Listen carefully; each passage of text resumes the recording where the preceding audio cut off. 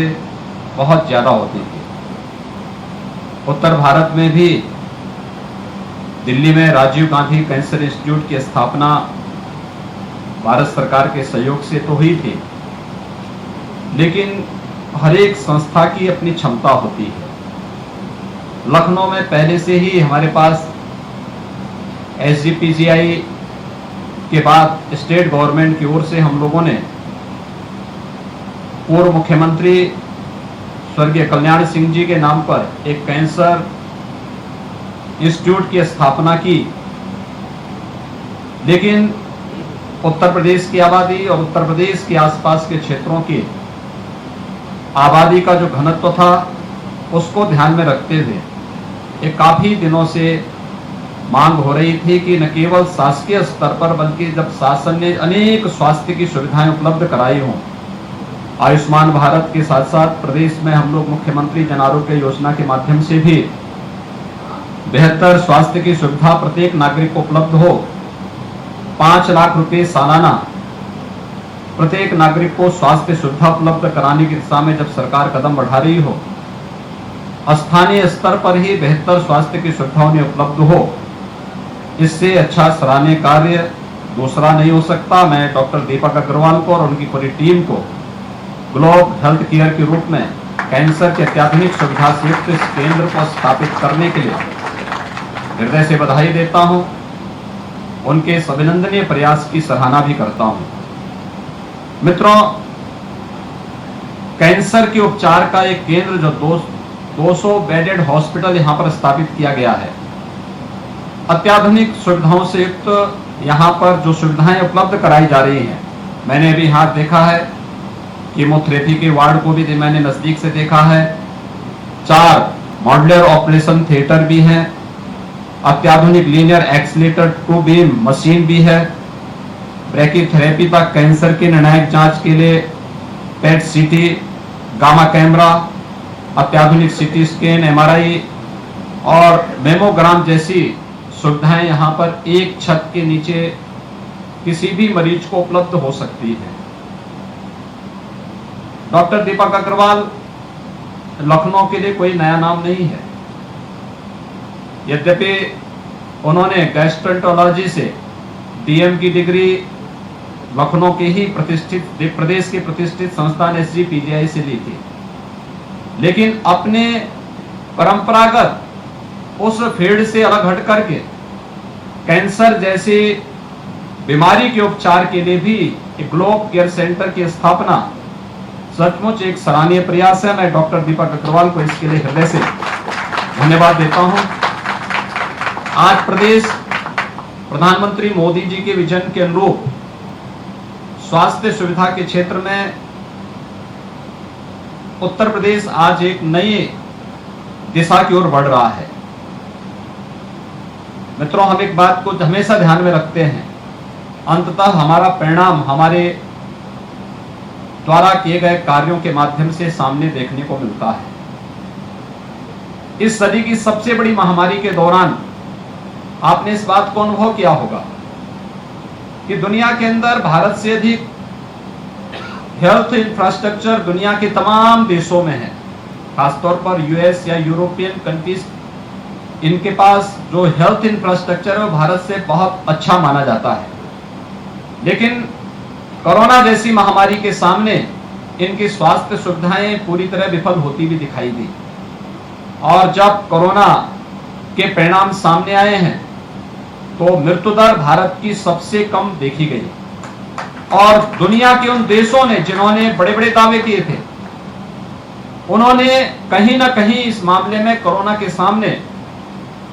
उनके यहां सत्ताएं हिलती भी दिखाई दे रही हैं। आज मैं चीन के बारे में भी पढ़ रहा था कि वहां पर कोरोना की चौथी लहर से पूरी तरह लॉकडाउन में पूरा चीन चल रहा है। दुनिया के तमाम देशों में इस प्रकार की स्थिति है, लेकिन भारत ने प्रधानमंत्री मोदी जी के नेतृत्व में लोगों के मन में स्वास्थ्य के उन सामान्य जानकारियों के बारे में जो जागरूकता पैदा की, उसका परिणाम हमें न केवल कोरोना कालखंड में देखने को मिला, बल्कि देश ने इस दौरान अपने स्वास्थ्य की सुविधाओं को भी बेहतर करने में काफी मदद की है। आज उत्तर प्रदेश जैसे राज्य में, जिसको माना जाता था कि यहाँ पे स्वास्थ्य की सुविधाएं देश के अंदर सबसे कमजोर हैं और सबसे खराब स्थिति में है, आज उत्तर प्रदेश एक जनपद, एक मेडिकल कॉलेज बनाने की निर्णायक स्थिति की ओर तेजी के साथ आगे बढ़ा है।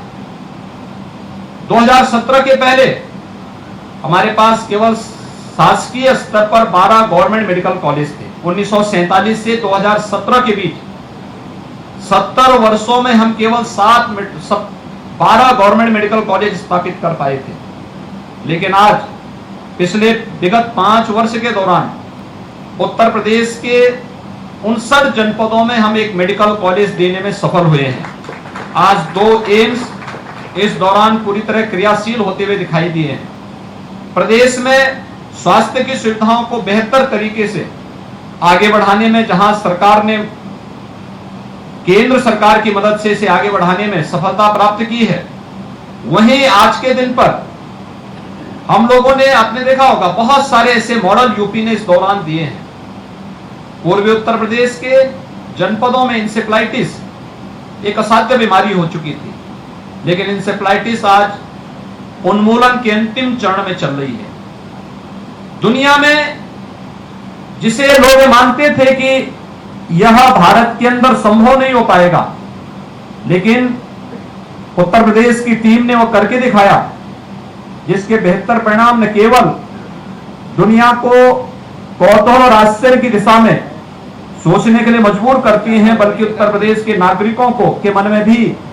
एक नया विश्वास पैदा करता है। मेरा यह मानना है कि शासन स्तर पर और निजी क्षेत्र को मिलकर के